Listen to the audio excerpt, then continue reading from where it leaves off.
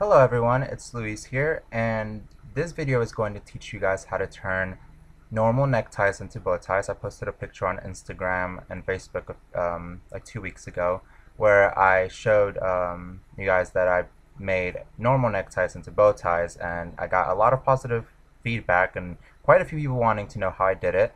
So I figured rather than try to figure out how to type it, because I tried typing it out to someone and it made no sense. So decided to make a video, and that way I can just link them to this and then they can figure it out.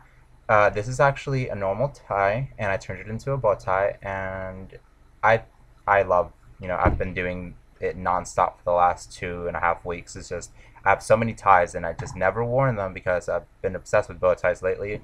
And I don't have that many bow ties, but now I have all these new ones because I can make them out of normal ties, which I tend to get pretty cheap at thrift stores, and they're just a lot easier to find and usually a lot more affordable. So I think that this is brilliant. Like I use it a lot, and I hope that it can help a lot of you guys wear a lot more bow ties, because I know that bow ties are becoming a lot more fashionable and a lot more people are wanting to wear them. So this is a nice way, even if you're not ready to wear a bow tie, you can try it out and see before you actually go out and purchase some. And this is actually a lot easier than tying in like a real bow tie, because I have a few of those, and I learned how to do this a lot faster than I learned how to do the other, the real ones. So I think we should get started now. Okay, so this is the tie that was just a bow tie that you saw at the beginning of the video, and I will say that the thinner the tie is, the easier that this will be, just because there's a lot more fabric in this than there is in a real bow tie. It's just, it's very long. So the thicker it is, or the bigger, or the material, it also has to be a lot silky, like, the silkier materials tend to work a lot better, just because the bulky ones, they just make it look very, very big and full. Also, if they have this little thing in the back, that helps some too. I've made quite a few without this, but when you're first getting started, it's really good to have this. You're also going to need one bobby pin, about this size, not too big, not too small. And this is just to hold it in place. I'll teach you guys how to do that once we get there. So to get started, you want to lift your shirt up so that you have better positioning. You want to take your tie like this, and what you're going to do is you're going to pull it down, and you're going to pull it through the little loop and just kind of feed it through some. It's not very nice in the back, I know, but this is what it's going to look like. And you want to make the shape as big as you want your bow tie to be. So the bigger this is, the bigger you put this in there and fold it down, the bigger the bow tie is going to be. So trying to get a nice little shape like this and putting it next to your neck usually helps, just because it shows you how big it's going to be.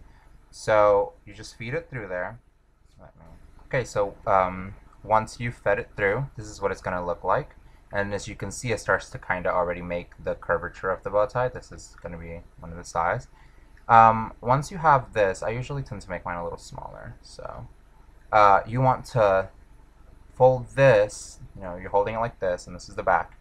You're going to fold it once like that, and then it's good to measure where it's going to be on your neck, just so that you can get a visual of how big it's going to be.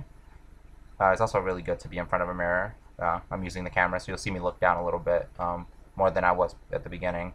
Once you have it folded like this, you're going to fold it once more, but it's almost like a zigzag. So it's going to look like that. You just kind of fold it down, and you're going to pull this up. Once this, after this step, you're not going to be able to adjust it anymore, so you want to put it as tight as you can, and it is going to loosen up some, so even putting it a little tighter than you would want it is good, just because once you let go, it's going to loosen up some. But what you're going to do is you're going to pull the bottom upwards, and then from the back, you're going to pull it through. It's a little, there we go. And as you can see, you're starting to get the shape of the bow tie. And so you're going to make sure it's centered and I like to go over 3 times, usually 2 to 3, depending on the texture and the how thick the bow tie is or the tie is. Hold on, this is a little messy. It's a little hard when I'm not standing next to a mirror. And then, so one more. And as you can see, here's the bow tie. So that's what it's going to look like.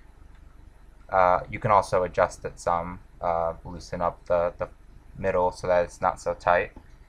Next, you're going to take your bobby pin, and from the back, I usually do it from the bottom. You just kind of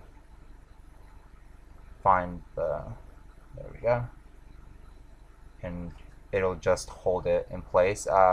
You can use safety pins too, but I didn't want to damage my ties or make holes in the fabric. So the bobby pin, I had a bobby pin when I first learned how to do it, I didn't know how to secure it. So I went out one day, and I kept realizing that it kept like loosening up, and that was really annoying. So I found a bobby pin in my bag, and that worked really well. Okay, but now you'll realize that there's this extra material. So what you're gonna do is you're gonna tuck that into your shirt, and what you want to do, you don't want to do it straight down just because it'll show some. So you almost pull it to the side. I know it's a little weird, but this is when you just bring down your thing. Okay, and so this is the final product. The bobby pin, you can't see it. It's back here holding everything down. The extra material is in the shirt, and remember to push it to the side. That way, if you pull it straight down, it's just, you're going to be able to see it like this, and you don't want that. So just pull it to the side. Of course, once you have the bow tie on, you will have to pull this around to make sure that it's nice and centered. So it all comes down to however you want it. Just remember that bow ties are usually, they're not, perfect. So a little flaw is not that big a deal. So yeah, so that's how I turned, a $2 tie into a bow tie that normally, go upwards of 15. I've seen them up to $60. So it's pretty nice to be able to get a cheap tie and make it, not only does it have 2 different functions, but it saves you the money of having to buy bow ties. They tend to be a little pricey, but this is it. So I hope that it helped you guys, and I hope you enjoy using these new skills as much as I've enjoyed learning them. And have fun and stay classy.